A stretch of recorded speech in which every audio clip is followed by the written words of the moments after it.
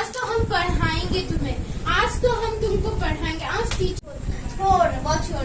তোর মুখ ঢাকা দেওয়ার আগে ওই বনু বলছি। এখন ঘড়িতে 11:30 বাজে। সব স্টুডেন্টরা খেয়ে দিয়ে বাড়ি চলে গেছে, আমাদেরও খাওয়া হয়ে গেছে।